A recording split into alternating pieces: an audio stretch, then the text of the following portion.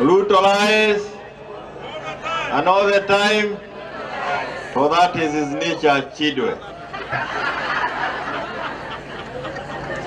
Nikiwa na heshima kwa viongozi wote ambao tuko nao hapa leo, tukiongozwa na aliyekuwa makamu wa rais Mheshimiwa Stephen Kalonzo Musyoka na gavana wa hapa Mombasa na viongozi wote ambao tuko na wao hapa. Mimi nataka kusema mambo mawili matatu pengine. Jambo la kwanza ni kwamba tumchunge Zakayo. Tumchunge Zakayo. Alikuja akiwa mtu wa uongo, na hata wakati huu yeye ni mtu wa uongo.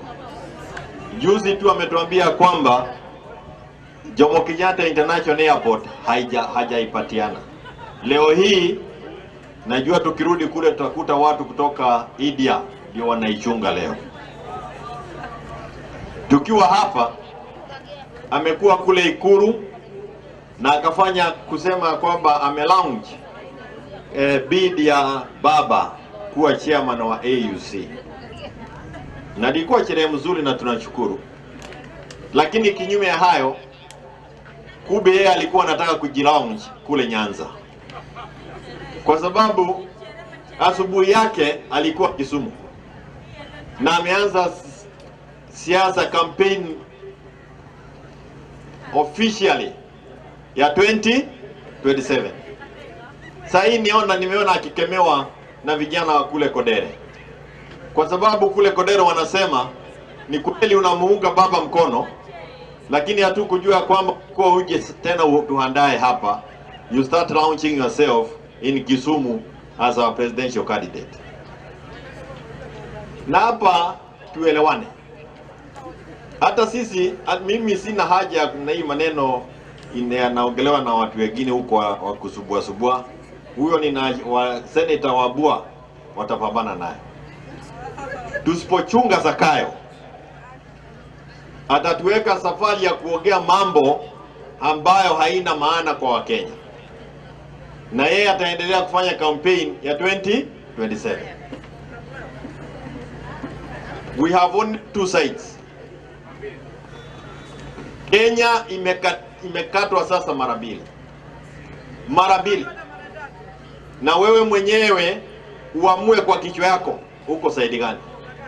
Either wewe uko kwa operation Okoa Zakayo na Gachagua, ama uko operation Okoa Kenya. Nyinyi mko operation gani? Kenya ama Gachagua? Ya wale wa Kenya wenyewe.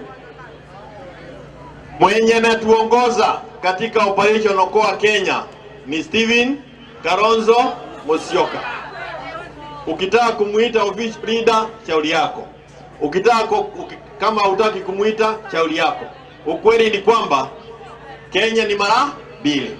Moja iko na Zakayo huko, ingine iko na Kalonzo pande. Halo. Hii kitu tufanye iwe rahisi. Kitu rahisi. Either uko na Zakayo, mwende pamoja mkauze Kenya pale mnataka kwenda, ama huko na Kalonzo kuokoa Kenya.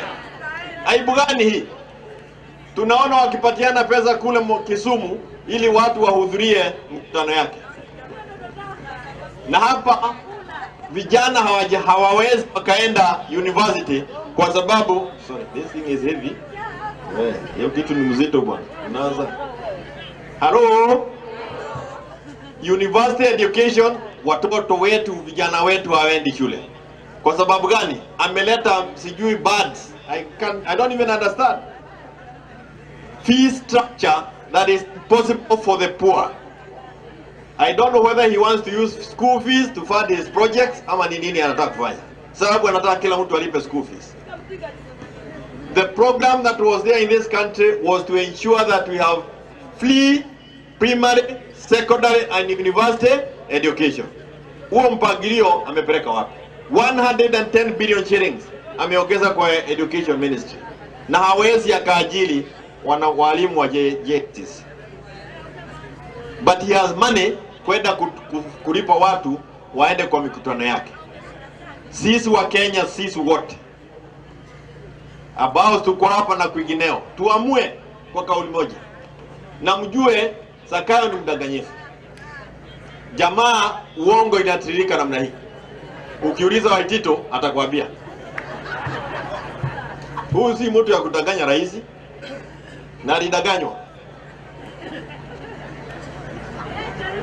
Huyu Waitito na ni mulaa huyu. Musicheze na Zakayo, na kila wakati, kila kuchao atatumia every single opportunity to campaign for 2027. Kwa hivyo hata kama ni mambo mengine yote ambayo ungetaka kufanya, amua leo.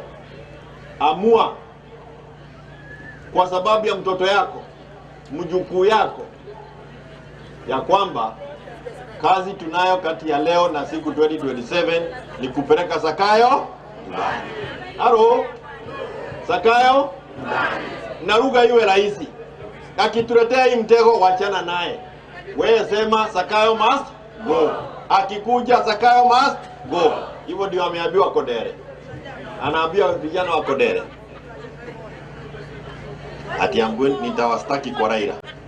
Anafikiri Raila, wewe unafikiri Raila ni mtu ya kuchezea siasa ya asubuhi? Tutaangalia nani anacheza mwingine pale. Kesho kidogo hapa na pale. Na mimi naelewa. Sijui kwa nini Wamaru wanataka nimsalimie. Asante sana. Nyasani ya mulinde. Sasa tunataka tulete rafiki wa Zakayo anaitwa baba yao.